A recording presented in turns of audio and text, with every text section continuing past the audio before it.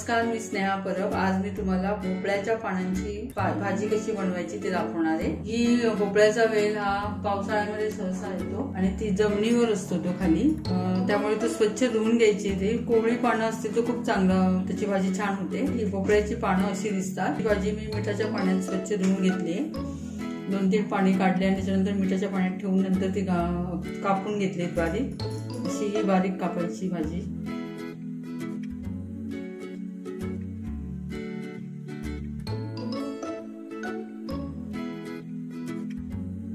त्यानंतर आपण ही आता करायला घेणार आहोत। त्यासाठी लागणारं साहित्य बघूया आपण। ही भोपळ्याची भाजी मी चिरून घेतली आहे स्वच्छ धुवून। पुढची एकदम कोवळी जी पानं असतात ती सुद्धा घेतली त्याच्यात वेलासकट। त्याच्यामध्ये कळ्या सुद्धा होत्या, त्या सुद्धा मी यात चिरल्या आहेत। ती सुद्धा चालतात यामध्ये, ती छान लागतात ते सुद्धा। त्याच्यासाठी ही मी भाजी पूर्ण चिरून घेतली आहे। फोडणीसाठी तेल, त्यानंतर एक मीडियम साईजचा कांदा बारीक चिरून घेतलाय, 2-4 हिरव्या मिरच्या ह्या तुमच्या आवडीनुसार, तुम्हाला जेवढी तिखट भाजी हवी असेल त्याप्रमाणे तुम्ही घ्यायच्या। 7-8 लसणीच्या पाकळ्या घेतल्या, त्या मी चांगल्या ठेचून घेतल्या आहेत मी ते बारीक, आणि त्या पाहिजे तेवढ्या जास्त घातल्या तर जास्त चांगलं ते, म्हणजे जरा पालेभाजीला चव चांगली येते जास्त घातल्यावर। त्यानंतर हे खोबरं मी वरून घालणार आहे पूर्ण भाजी झाल्यानंतर, आणि या भाजीमध्ये थोडी डाळ घालणार आहे मुगाची। मी अर्धी वाटी मुगाची डाळ घेतली, ती आपण यामध्ये घालणार आहे। डाळ नाही घातली तरी चालेल, जरा घातल्यावर चव छान लागते भाजीला त्या, म्हणून मी घेतले। जर नाही तुम्हाला जर नाही घालायची तर नाही घातली तरी चालेल। आता आपण कृतीकडे वळूया। गॅस चालू करणार आहोत आपण। नेहमीच्या पालेभाज्या करतो त्याचप्रमाणे ही भाजी करायची आपल्याला, वेगळं असं नाहीये। चवीला खूपच छान लागते ही भाजी। ह्यामध्ये आता मी 2 चमचे तेल टाकणार आहे। त्यानंतर आपण मीडियम साईजचा तो कांदा आपण कापून घेतलाय तो टाकायचा आहे आपल्याला। मीडियम गॅसवर आपण फोडणी घालायची चांगली।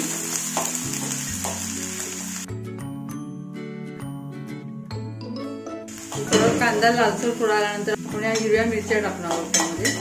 हिरव्या मिरच्या तुमच्या आवडीप्रमाणे तुम्ही टाकू शकता, तुम्हाला जेवढी भाजी तिखट हवी असेल त्याप्रमाणे टाकायचे।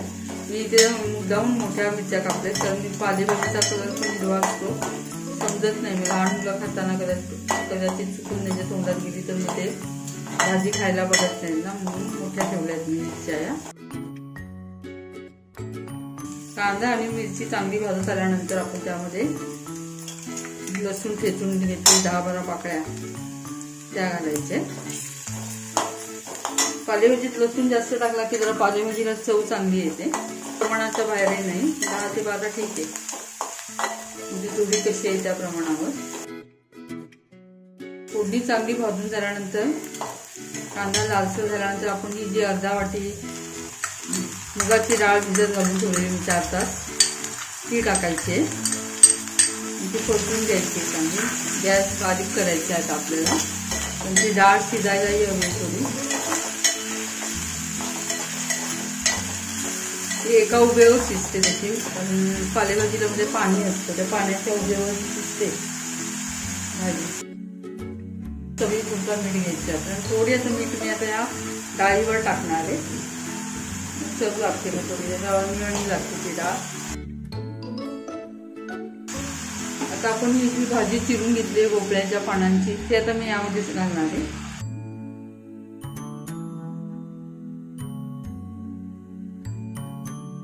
या भाजीमध्ये मीठ मी नंतर घालणार आहे, कारण ही भाजी आळणार आहे थोडी, तिला पाणी सुटणार आहे नंतर। ती चांगली ढवळून घ्यायची आहे आधी आपल्याला।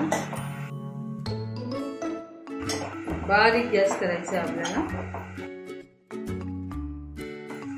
आता जर मीठ टाकलं तर आपल्याला मिठाचा अंदाज येणार नाही या भाजीत किती मीठ हवं ते, खारट होण्याची शक्यता असते, त्यामुळे आपण भाजीत मीठ नंतर टाकूया। ही भाजी जरा उभेवर ठेवूया जरा वेळ, त्याला पाणी सुटेल आणि ही आळेल थोडीशी। त्याच्यावर मी झाकण ठेवते, बारीक गॅस ठेवायचा आपल्याला। झाकणावर मी थोडं पाणी ठेवणार आहे, झाकणावर पाणी ठेवून जेणेकरून खाली उभेवर ती शिजेल चांगली। मग भाजी अगदी करायलाही सोपी आणि चवीला खूपच छान लागते ती। तुम्हाला जर डाळ नको असेल तर तुम्ही डाळ नाही घातली तरी चालेल, आणि खोबऱ्याऐवजी शेंगदाण्याचा कूट टाकला तरी चालेल, ती सुद्धा छान लागते भाजी। थोडी आपण ढवळून घेऊया, भाजी लागेल नाही तेवढी। थोडं पाणी सुटलंय थोडं.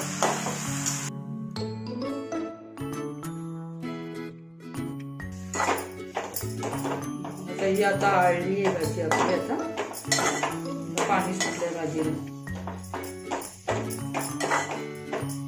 थोडं मगाशी डाळ शिजताना थोडी मीठ टाकलेलं, त्यामुळे आपण फक्त आता भाजीला जेवढं लागेल तेवढंच मीठ टाकायचंय. शिजतानाच मस्त वास येतो त्या भाजीचा. थोडं मी आता चवीपुरतं मीठ पानांना लागेल ढवळायची आपल्याला. ही भाजी पटकन होते. आणि झाकणावर पाणी ठेवूया, म्हणजे उभेवरती डाळ पण शिजेल जरा. भाजी सुद्धा आपली तयार होईल लवकर. ही जास्त करून ना पावसाळ्यामध्ये गणपतीच्या सीझनला ही भाजी असतेच असते. साफ करायला जास्त कठीण नाही. थोडे कोवळे देठ असतील तेवढे घ्यायचे. मध्ये मध्ये अशी ढवळत राहायची, कारण का खाली लागेल नाही तर ती. पानांना आपोआपच पाणी सुटतं, त्यामुळे पाणी वगैरे घालायची गरज नाही. त्या पानांच्या पाण्यावरच ती शिजणार उभेवर ती डाळ.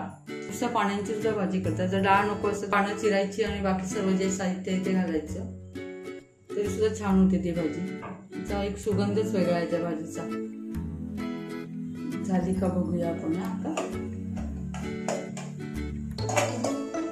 भाजीत पालेभाजीला पाणी पूर्ण आटायला हवं, तरच ती भाजी चवीला छान लागते.